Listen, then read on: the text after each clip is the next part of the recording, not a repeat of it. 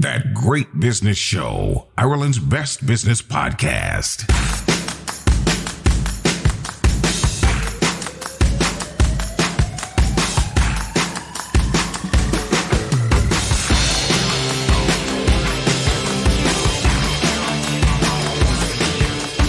Welcome to episode 129 of That Great Business Show, posting on the 3rd of March 2023. Fáilte I am Conal Moran. Coming up, 45 minutes of business tips, insights and opportunities thanks to Dundeal.ie. Once upon a time, a business was a dirty word in our little country, but boy has that changed. For example, Local Enterprise Week will see at least 10,000 people and their businesses attend over 300 enterprise-themed events, and you should be there. Also, we bring you a cracking little company that I spotted at the Ploughing Championship 7 years ago. That's right, it's taken me that time to snare a man on a mission to magnetize farming. Things are rocking on our website, thatgreatbusinessshow.com. Sign up there to get our sneak peeks about what's coming up. And we'll be announcing other benefits on the website too. All our business tips and insights are brought to you thanks to our sponsor, Dundeal Motors, the only place to go for your new or second-hand motor, all from the convenience of your smartphone. Dundeal Motors is home to Ireland's largest range of new and premium used cars. That's why you'll find cars from Audi and BMW dealerships on Dundeal. Are you looking for a 7-seater to accommodate your growing family? Maybe you're after a luxury saloon to make a statement. We have the car for you. You'll also find Ireland's largest range of electric cars to help you make the switch. Visit Dundeal.ie today to start the search for your next car. De facto shaving oil, the world's best shaving oil. Made in Mayo, sold worldwide. All That Great Business Show advertisers are Team GBS approved. Back them. Now, 2 key elements of a successful business are 1. Identify a problem. 2. Solve that problem. A company that I first came across, as I mentioned, at the Ploughing Championship, has a technology that has identified not 1, but 2 problems. They are inefficient spraying of crops, and then, secondly, the sometimes dangerous drifting of the product that is being sprayed.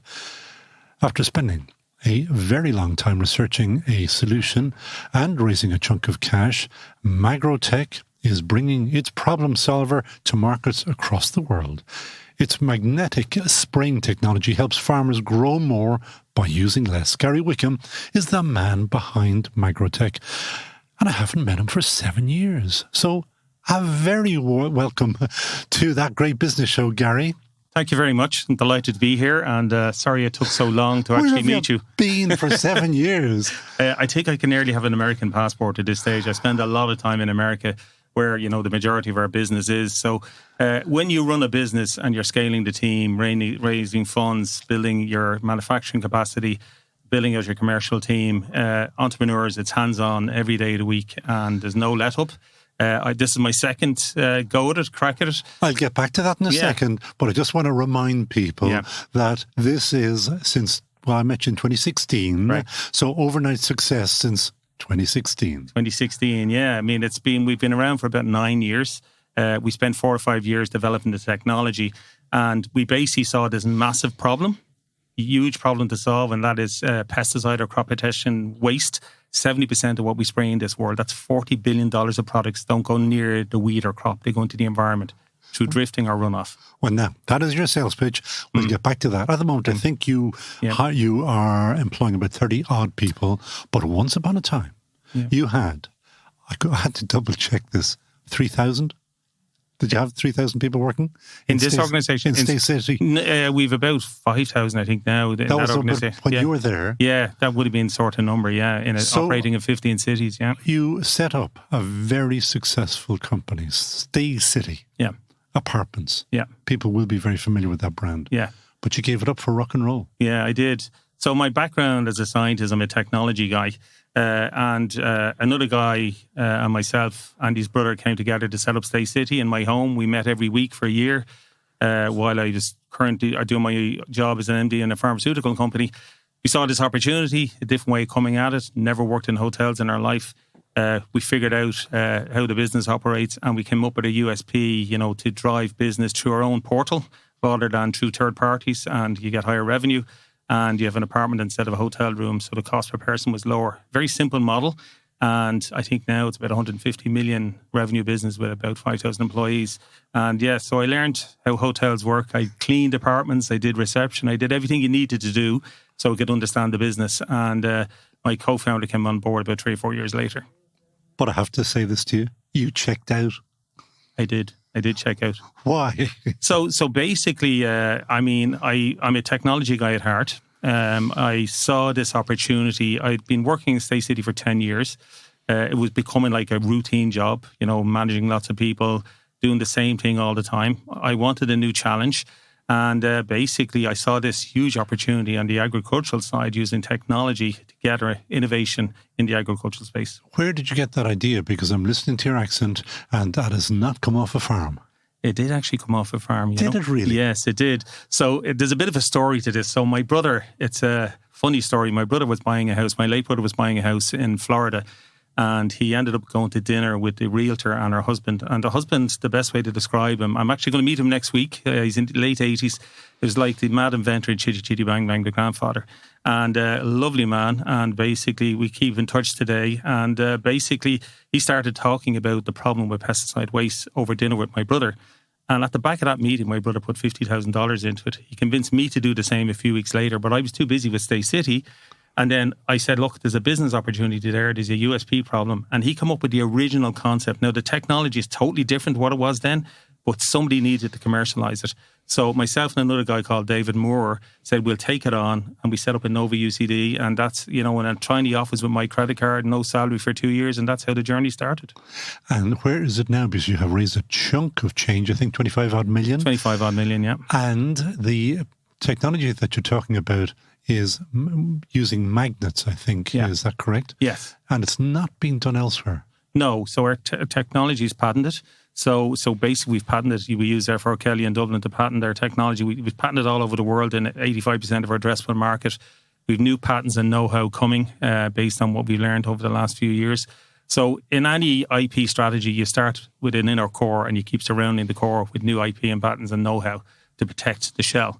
And that's what we have done with our research. And basically, once we got that out there, we built prototypes. We saw the market was ripe for disruption. We saw that 70% of crop protection products don't hit the target weed or crop, go into our environment. So we saw a big problem. We saw a USP. We saw a big market. And then once we built the prototype, we identified that we needed a science-based strategy to develop the technology, because a lot of people think magnetic treatment of fluid is witchcraft, snake oil. So because I'm a scientist, we come up with 4 pillars, an empirical or science-based, and we work with Amber, Trinity College Dublin. We work with experts in the magnetic treatment of materials. I just came from a meeting with them yesterday, actually. So we've been working with them for the last 4 years. On the empirical side, or lab-based side, we set up our own cross-science team with a world-renowned crop scientist. That's got about 10 people now. We set up an applied science team. We have a chief scientific officer driving that. And then we got field data working with customers. And then once we got enough data, then we went out through channel partners so that we had consistent data coming from the 4 streams. And that's how we launched the technology. So let's discuss the technology itself. What it does is it makes a drop teeny, am I right? And then using magnets, it sticks more. Is that correct? So the biggest problem in that 70% waste is there's a compromise with every technology in the world between drift and coverage. So some technologies are not bad with coverage and deposition onto the weed or crop, and some are good at drift, but none are good at both until now. And that's where the technology we developed solved the problem. So we basically pass the fluid through these static non-uniform magnetic fields, and we change the physical properties of the fluid. And by doing so, mainly the water, we end up with more of the right type of droplets. You don't get the 2 small droplets that go in the air, exodrift, or you don't get the bigger ones called endodrift that run off, splatter, or miss the crop or weed. And we dramatically stop runoff into our rivers and streams and airborne contaminant. But some people are saying that it doesn't actually do what you claim. Is that right? Or there are skeptics. So there's skeptics because, one, we don't have brand awareness. We're building that out through strategic partners, technically and commercially, and getting users using it. But the farming community are very conservative as it is, and sometimes they don't even know they have a problem. So you have to show the problem, you have to build trust, and we've been out there on fields now for 4 or 5 years, customers using our technology for 4 or 5 years, no maintenance, no call-outs. So you build our trust. And on the back of the work we did, now we have all the big guys that want to partner with us. So we're working with a lot of big players now to look at rolling our technology out on a large scale. And are the pesticide manufacturers, are they on side? And I tell you why I'm thinking there, it's not in their interest that you could be doing something more efficiently. Yeah, and it's an excellent question, and I get asked this all the time. But to put things in context, right? So the UN estimates that if we didn't have pesticides or crop protection products, as some people call them, we'd have 40 to 60% less food. Yet we have to grow the same amount of food over the next 40 years as in the last 10,000 years combined because of 2 billion more people coming. So we're going to need more of these products anyway. The issue is getting them on target. So there is the science of chemistry, we're the science of application. And those companies are not developing the products at the rate they used to, and more are being banned for different reasons. Legislation, the EU wants to cut their usage by half. So on one hand, we're saying to farmers grow more food, we're vilifying them, and we're not giving them the tools to feed the world. Right? They kept us fed during COVID. You know, with the emergency workers and other people, they were heroes in my eyes in terms of keeping us fed, despite all the challenges when, you know, their workers were sick, the supply chain issues and so on. So we've got to help farmers feed the world. But if they've less and less tools, and the chemical companies spend about $250 million to develop a new product, it takes 13 years on average to develop, and 1 in 10 chances of succeeding. The odds are very, very low in terms of the success. So what we've got to try and do is get what we have on target, and that the farmers have the tools to deliver the efficacy against disease control, minimise runoff, and then everybody will be happy. We create a win-win. Farmers are spending less. There's less waste in the environment. The consumers are happy. And then the chemical companies are getting their products on target because, like us and antibiotics, weeds and crops become resistant to these products. So everybody has these challenges. So your question is valid. I would have said 10 years ago, they would have been looking me up and trying to find out how they could discredit me. And there's probably some of that still going on. But now I think they see us as a solution, because we have this massive challenge and it's going to take everything in the book to solve it. Call me skeptical, call me cynical, call me anytime you want. No. But would it not make more sense for the chemical companies just to come and buy you? Yeah. You've got your patent protection, just buy the guy. Yeah, again, an excellent question. You know, you must be reading my book, but one of them actually wanted to buy us and take us off the market a few years ago. And so we're not going to do that, right? I mean, we've technology for small farm holders. There's 500 million in the world. You know, we've proven we can drive their yield up to 300% is what the world needs to do, using half the chemical and the water. So we want to drive this onto every farm in the world, and we want small farm holders in particular to have this technology and support the sustainable intensification of global food production. So we are not going to, you know, sell out, or we're not going to side with one particular player in the market. If we do that, it won't get on every farm. If the checkbook is big enough, or if the check itself is big enough, you're for sale. Come on. We have an emerging nanotechnology, which is very exciting in the ag and non-ag space in terms of what we're doing with the droplets that could be used in multiple areas.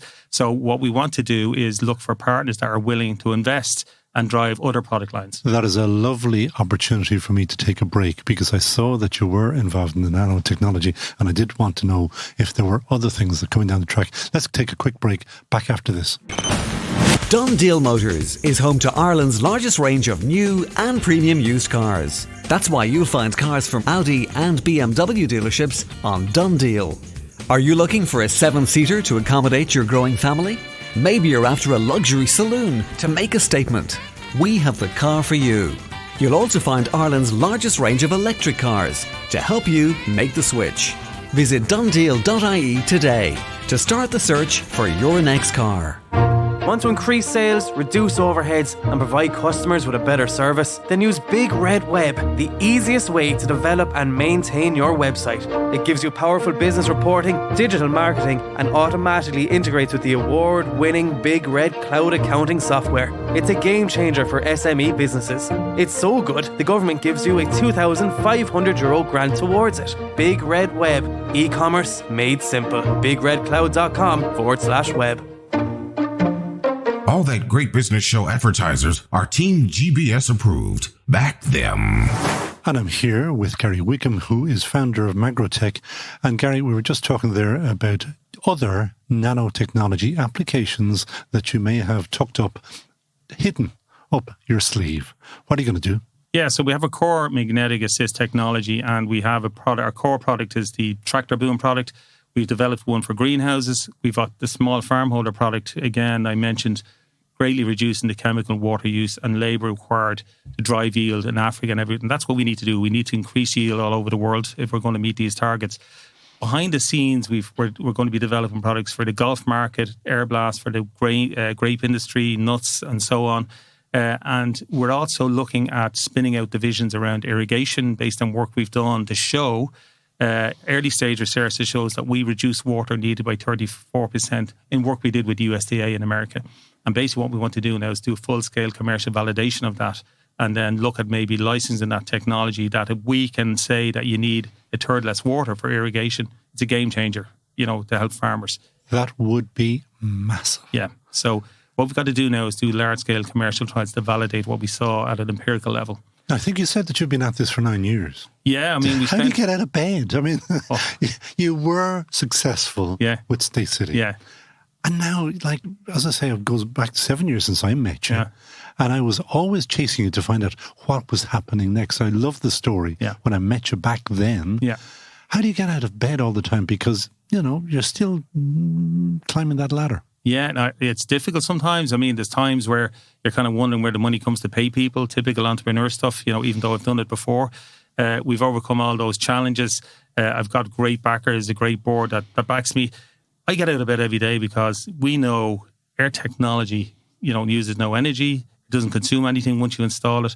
So we're doing exactly what the world needs to do, which is using less to do more. And if we're going to have a small part in solving this great food and water challenge the world is facing, that gets me up out of bed every day, and that gets the team up out of bed every day. And we've new technologies and products coming that are even better. And so I just look and see these massive opportunities and problems to solve. And I'm more excited than even when you met me 4 or 5 years ago. 7 years ago. Is it 7 years ago? 7 years ago. But like at some stage you have to say, come on, look, I've got another life to live. Something else to do, no? No. We've got this big pipeline. We're in a great phase now. We've got some great partners we're working on that will be announced in the near future. Very excited. You can announce them now if you want. We've got some, like, in Vivo in France we're working with. We're working with some OEMs, one of the biggest OEMs in the world that makes sprayers. We're working with biologic companies. Biologics is interesting. So you have conventional chemistry, which is your petrochemical-based conventional pesticides. They're the majority of the market. People are trying to bring biologic products that are safer to use. The problem is, like organics, is they need a much higher dose transfer because of their lower toxicity. And I'm actually going to be in Florida next week meeting customers that have switched to our technology because they can't achieve what they need to do with organics, but they're getting it with our technology. And we have customers that are getting better performance with biologics with our technology together. And actually, we're just about to enter a partnership with biologics with their what's called adjuvant technology and ours together in harness, solving the problem. So I'm really excited about what's coming. So where are you going? Are you going to raise more money? Do you need more money? What do you need next? You're constantly raising money because organic growth is going to be too slow to have first mover advantage, even with IP.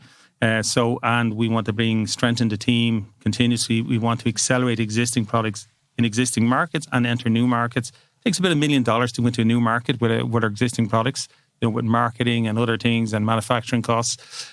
So you need money all the time to accelerate what you have. And we are bubbling behind the scenes. We've got these new technologies and you've got to keep nurturing them. So on one hand, you're accelerating what you have. And on the other hand, you're nurturing the new products and technologies behind the scenes. So how much more do you need to raise? So we're currently doing a round of about 10 million. And then beyond that, we're just completing our strategic plan, which identifies how we're going to bring those products and technologies to market, the team to deliver, the funding needed. And we reckon we're probably going to raise 30 to 40 million in the next 18 to 24 months to drive that plan. Now, you have been around the block, as I mentioned a few times there, so you do know what's ahead of you. And you also kind of have a plan, I'd say. You're lying in bed thinking. So what is that plan? Yeah, so I kind of touched on it there. This strategic plan is kind of, we now know by looking at the market size, competitive analysis, financial due diligence, the ROI for the customer, our ROI, how we're going to make the products in the business model, how we're going to bring these products in order. We now know what funding we need. We know how we're going to execute. We know the team that's needed. So now that plan is just being finished. We're now going to carry out all the actions within that plan. The good thing is that I involved the whole team and the board at the beginning. So I now have everybody on the same train, on the same track, going to the same destination. So we all know where we're going, which is critical. You're HQ'd in Dublin, Ireland, as I heard you saying on a podcast earlier. Yeah. Would you locate elsewhere? Say in the States now, if you are manufacturing, where will you manufacture? So currently we do third-party manufacturing. We invest in the molds. It keeps your costs down. We have a thing called business and risk management. So I look at everything from currency risk, supplier risk, geopolitical risk. And so thankfully during COVID... Cut across there. Who does that for you? You're not sitting there doing it yourself. I do it with the team, with the executive team, yeah. We work on it together. I would have done this stuff before. So not every company does it, but they should. Even down to what if there was a fire in the office, if something happened to me, God forbid. But looking at how the business can continue to run in all scenarios. And looking at, we even looked at virus risk. It was on one of my slides going back a couple of years ago. And they laughed at me, and said, why? And I didn't know COVID was coming. But anything can happen, right? And so we could have a war. We've seen it. We could have, that could develop further. So you're constantly looking. But on the manufacturing, we brought in enough manufacturing plants in Italy, France, and the UK. And when COVID started, we were able to swap from one to the other. And now we're looking at bringing one up in running in the US. But we just make the mold. We control the quality, which is really important. Never give away our quality. So we want to make sure we're ISO approved as well, that we control our quality standards. So whether we license or JV or direct manufacture, that's critical. And what is the dream there? Or maybe even an IPO? Yeah, so I had a call last night with a US gentleman, and we're looking at a roadmap for possible, partnership, IPO type events, but you need to start looking at that now, and that could be 3 years out. Okay, but that's still pretty exciting. Yeah, it is, yeah. The good thing about this is that I've never seen a technology that has so many opportunities across the food and water space and even into other industrial areas. Potentially our technology could be used in the medical space down the line. So the list is endless. It's how you bring those on stream. And once, we get people all the time saying, tell me how your technology works, And the question, of course, is who wants to know and why they want to know. You need to answer that question first because of IP protection. You can get into NDAs, but you have to be really careful with your IP. But then when you get beyond that and you've got the right partners and brand awareness, people don't ask you about your technology. They ask you, what else do you have? It's a different... It's funny, when I was looking this up, I was thinking, I wonder what else I could do with that. So I suppose I must have gone past the NDA part. Tell us the honest truth now. Has any of your wannabe partners tried to nick your IP, or has anybody tried to do anything naughty on you? No. Again, one of my strategies early on was trying to get people into NDA, including the big guys. So actually go to them and say, you need to talk to us, knowing that they're very slow, the big guys. There's a certain point where that changes. And we got them all into NDA. It was kind of a tactic on my part. So I have what's called an IP strategy rather than a patent strategy. I hear people talking about patents, but it should be IP. That means patents, know-how, new patents, collaborations with strong partners on the commercial and technical side so you can defend yourself, and good IP lawyers as well. So once you have that in place, you're fully protected and people are less likely to copy you. Equally, in Asia, right, it's well known that certain things can get copied in certain territories. So we didn't go there, and we'll only go there with the right partner. And also, we don't do the manufacturing in that part of the world. We do parts of it. So you never finish it there, whatever you do. That's something I learned over the years as well. And I think we're at the point where these big partners want to work with us rather than copy us because there's too many challenges if they do. Now, saying that, there is one OEM that has been testing our technology in secret for 2 years and we found out. But we confronted that. How did you do that? And how did you find out? I can't reveal my sources. I'm like a good journalist here. So, but basically... But you find out that somebody's doing something very, very naughty for 2 years. Yeah, but we had them under NDA. I can safely say, thankfully, the results were very good. So we actually turned it on its head. We actually went to them and said, well, look, we think this is going on. Why don't you work with us? Well, what was the phone call? I mean, I presume it was a phone call. Did you phone up the CEO and say, come here to me? Yeah. We're hearing things. We sent a gentle little email and said, and you phrase it in a certain way in the sense that, look, why don't we work together in solving your problem? And that worked. So I think there's an approach, and you have to be, your tactics have to be spot on in terms of how you approach these guys so they don't shut the door. You're better off working with them than against them. They're too big. And they could squish you. They could. But which neatly brings me to the other part, which I'm always interested in, about patent protection and or, the wider thing. Enforceability. And you see the Samsungs and the Googles and the Apples. Yeah. I mean, they've got billions, zillions that they can throw at this stuff. Yeah. You haven't. We don't. And look, it could take you millions to chase a patent. I mean, you probably heard the story about Polaroid and Kodak, and I think it was Polaroid, Kodak copied them, and Polaroid took them to court, took 10 years, right? And in the meantime, Kodak made a ton of money, right? So that's the world. So again, I'm happy with our NDAs, and I'm happy with our strategic partners that we're working with across the different spaces, OEMs, chemicals, biologics, in the food chain, big growers as well, big growers that I'm talking 10 billion revenue, who of the order of 10 billion revenue, are trying to push technology like ours into the growers' hands. And so, again, I think everybody's beginning to look at sustainability. Some are serious and some are, there's a lot of greenwashing, right? I mean, it's something that gets my back up, the greenwashing that's going on there. The EU are trying to do something about it. But the good guys are going to come through because the others are going to be found out. And so we're trying to partner ourselves with the good guys, that we can say, we are trying to do this for the right reasons. And we have the solution that's going to create this win-win.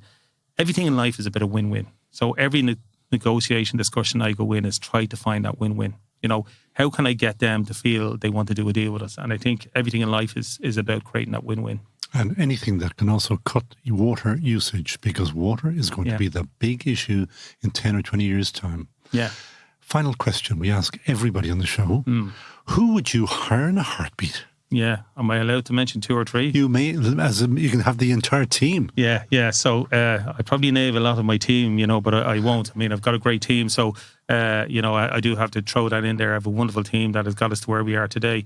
But there's a couple of people. And one of them is Bill Gates. Not everybody's a fan. I think, I look at the guy and go, he's built an incredible technology. He's an entrepreneur. His technology, his company's technology is probably in every computer in the world.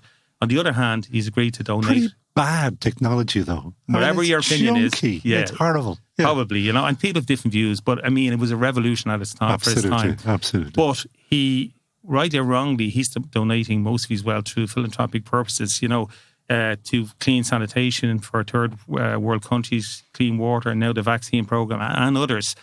So I think his legacy will be probably his philanthropic work that he's done rather than what he's done at Microsoft in due course. And that's not bad. That's not bad, yeah. The other guy is probably Warren Buffett. He had 2 people I constantly mention. He's an 88-year-old, I think, still drives the same car, as humble as you can get. Still, you ask me about passion, how do I still go? He's 88 and still going, right? And he's a guy I look up to. One of the best investors in the world. He's given most of his wealth away, and I looked at those guys and go, wow, we can give out about them, but I think that's something special, right? And then the other person is a lady called, you probably should get her in here if you haven't, Faye Walsh Drouillard. She has founded a company called Wake Up Capital. I haven't. Yeah, American lady who lives in Ireland, and they're a seed investor in their company, and I should declare that, and she is an observer on our board. And a very impressive lady, and she's on the speaking circuit, talking about supporting sustainability. But the difference about someone like Wake Up Capital and Faye is that they mean it. I can safely say they really are concerned about driving sustainability. So I would say they're not one of these people that greenwash, that's for sure. The other thing is that she has this mission to support female entrepreneurs, which, I love. Funny enough, their first company to invest in was us. But she's a great person. I really admire her, and she's way above where we are. But I mean, if I could employ her, I would. So she's a lady you should get on someone someday. If you organise that for me, but please, I will. Do not leave it for 7 years like the last time. Yeah, I won't. I promise I won't. Yeah. Faye, we would love to have you in here. Yeah. That sounds like a wonderful opportunity for us. Gary Wickham, founder of MagrowTec. Thank you so much for joining us on That Great Business Show. Thank you. Done Deal Motors is home to Ireland's largest range of new and premium used cars. That's why you'll find cars from Audi and BMW dealerships on Done Deal. Are you looking for a 7-seater to accommodate your growing family?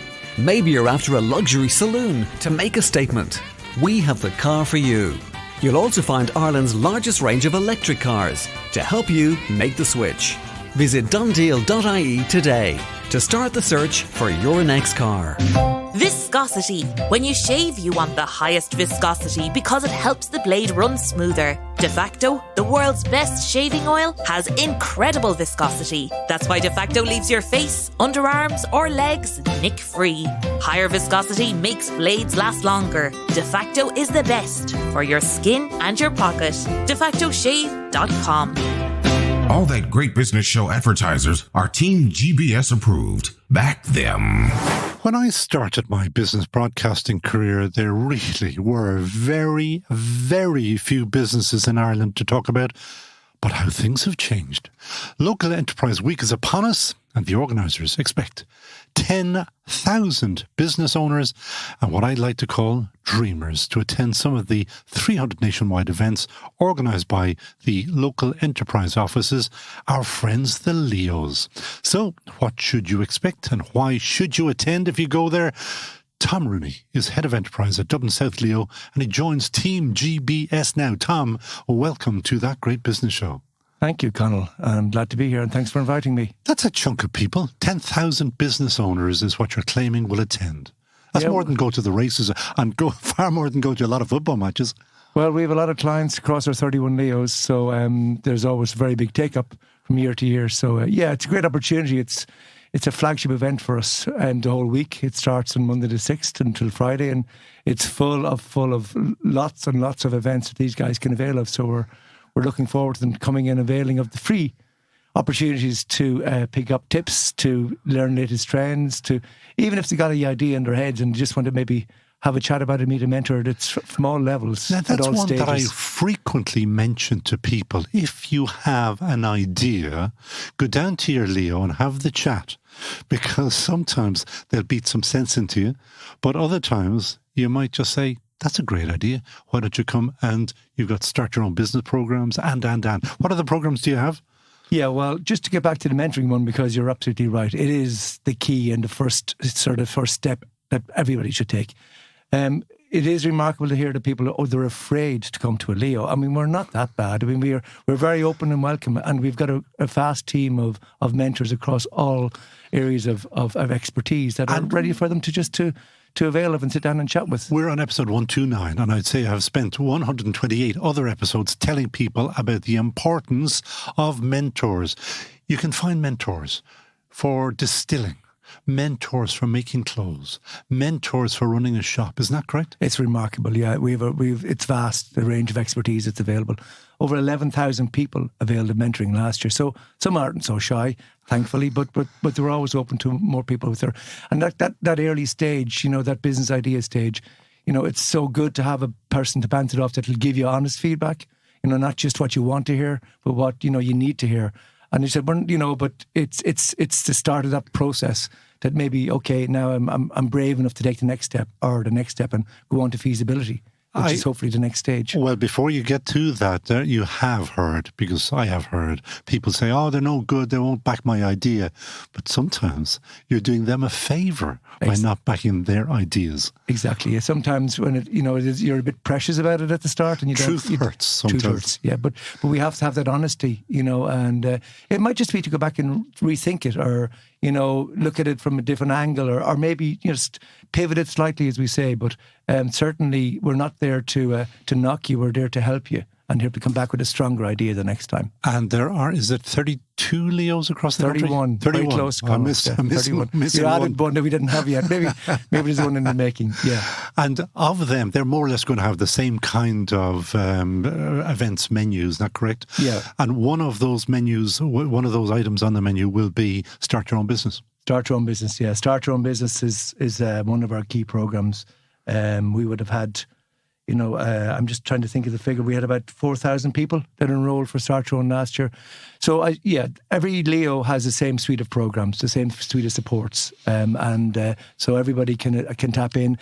Even if you call the Leo and you're from Dublin, but you're really, but you should be calling because you're living in your business in Wicklow, we'll refer you, but it'll be the same programs you'll get. But you get different programs, and I'll tell you why I know that, is Annalise Duffy is one of our great supporters, and she makes linen shirts, and I think she's a great Leo shopper. She does online courses. She's based in Kilkenny, I think, and she does little courses in Clare, and I think she may have done one in Kerry, for example, because you can do that, can't you? If it's online, you can just dip in. Well, that's the beauty, and I think that's what happened during COVID, Conal, that we had all our programs moved to online, all our training, all our mentoring. So people, they could look up training anywhere they wanted. They could just go into any Leo they wanted and pick, it's down to, the availability of the course at the time that, that they want to do it. So yeah, any online program is available to all, free. And the F word, free. You thought I was going to say something else? It's all free. It's all free. You've paid your taxes, go and use it. Yeah, but primarily, unless there's certain programs like Start Your Own, there is a fee for, but the mentoring, those online programs generally are free, for short courses, but for the longer courses there would be a charge. Yeah, but even that's nominal anyway. It's nominal. It is nominal. Yeah. So over the years, and you're not old enough to remember when there wasn't any business in Ireland. You probably think it was always like this, but the numbers of businesses, the types of business, and the kind of energy towards business just is changed fundamentally. Do you notice that too? It is, and I think the newer businesses that are coming in, I suppose it's almost like a different type of entrepreneur. They're highly energized. They're very digital aware, and they get a lot done even before they come in our doors. That's one thing we're noticing. How they use social media is incredible. While we put on programs for some, there's a lot they can teach us as well. And for us, that whole digitalization piece is important for our older businesses to learn. And to get more efficient at, optimizing their... And to get a website, because you guys give €2,500 to get a proper website, a working e-commerce website. And do they do it? Well, in their hundreds and thousands. As you remember during there COVID... There are many that don't. That's my point, really, is it just drives me nuts. Yeah, it's open to all businesses. Yeah. Any business that's up and running for over 6 months can avail of the Trading Online voucher once they attend a workshop. It's probably the one that's... It's hard to believe that there aren't all going around with the trading on, with an e-commerce backed by a Trading Online voucher. But yes, it's available to all. Now, you're in the posh one. You're in South Dublin, Leo. Do you notice any trends that are different in South Dublin, Leo, in terms of businesses and the types of businesses people want to set up? They probably want to set up kind of caviar delivery services or something. Yeah, in the food sector, there are quite a number of very innovative businesses where you're plant-based foods, and that's from fish, plant-based fish to other vegan options. Fashion is one that we're seeing coming in. That's and sustainable fashion is a growth sector. Because in fact, Annalise Duffy, one of her big things that I just mentioned there about her linen shirts, she was trying to reinvigorate the whole linen industry in this country, which has died a death. And not prior to her, not after her. She's trying to reinvigorate it. We need a really booming fashion industry in this country, don't we? We do. And we have a lot of very talented and creative, innovative designers around. And I think a lot of them are taking maybe taking a punt again. They're setting up businesses because they're maybe leaving jobs that they had and looking for this work-life balance. And we've seen a surge in those sort of people coming through that are saying, okay, first of all, we had them through COVID. Now we're getting them sort of post, I suppose, during this current recession, people are maybe taking a take and, deciding that maybe they'll try and set up a business, and it's a good time to do it. I had the football legend, Kerry football legend, that is Paul Galvin, on the podcast, probably back at episode 80-ish, for anybody who wants to go back and listen to him.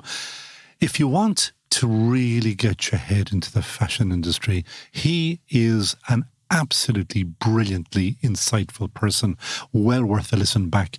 What are the trends are you seeing? Obviously, tech businesses, there's always a strong number of tech businesses there. And engineering is something that's coming back. I think people, again, it's probably due to Brexit as well, that people are getting opportunities to maybe substitute things that were coming in and creating their own products. And there would be some of the older businesses that are sort of rejuvenating themselves and coming in with new products. They're the key ones. Always, we have... As in terms of the food, as I said, I mentioned, food is very strong. particularly, I suppose, there's a diversity of food coming through as well. You know, we have a lot of more diverse nationalities in the country, and they're developing more diverse food products, which is really interesting. And I hope you tell them at a very early stage how difficult it is to make a business out of food, because it is tough. It is tough, yeah. There's a lot of regulation, a lot of red tape, a lot of delivery and delivering in a gridlocked city. Good luck. Yeah, But don't give up. Don't give up. It's always a challenge. It's always a challenge. But what do you? Because we'll always go warts and all in this podcast. What do you not want to see? There must be a couple of areas, sectors, you don't have to name names or anything, but just sectors where you just say, oh, jeez, no, we don't need another one of those, or too many dreamers in that sector. Anything like that? Oh, I wouldn't like to say anything negative like that, Conal. But just welcome everybody. round about. I have in my hand at the moment a bottled water, a sparkling bottled water. I presume that we're bottled out with bottled water. So, you know, similar things like that. Anything that you just say, nah. Well, maybe the person that makes the bottle that's more sustainable and a clever bottle of that's what water. we need. Yeah, that's what we need, yeah. Did you ever, second final question, we have to ask you the final question. Did you ever want to get into business yourself because you came across so many great ideas, or were you ever tempted to join one of the people whose ideas that you heard? There are a lot of very, very influential people that I've met along the way, that's for sure. And yes, there have been times you'd love to join them. Personally, yes, I did have businesses in the past, and I'm afraid I've learned from failures in the past as well.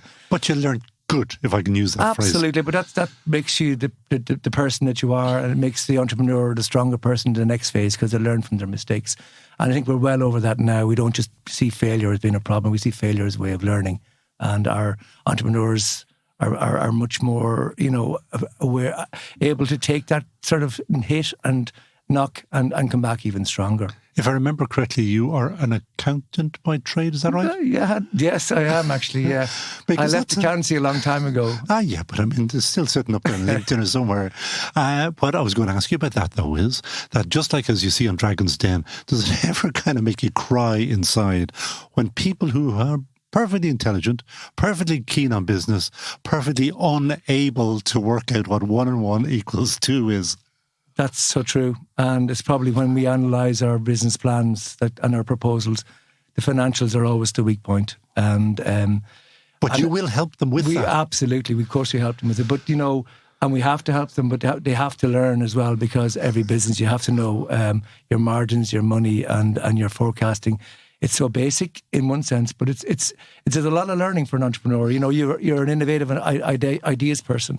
Finances are one area that if you don't know it, well, then get somebody to help you. And when you go on, I know Dragon's Den is, you know, it's TV, it's entertainment, but when they are caught and they're asked, how much does the bottle or whatever cost, and they can't answer, you say, good luck. Yeah. What are you doing here? Just filling airtime or whatever. It is, and it's so fundamental, you know, getting the margins right. And you know, a lot of our businesses, as they move maybe internationally as well, is, you know, getting the price points right, not just for the domestic market, but being able to price it internationally. And a lot of our businesses, because they can go online and attract international attention, you know, they can get export businesses easier and faster.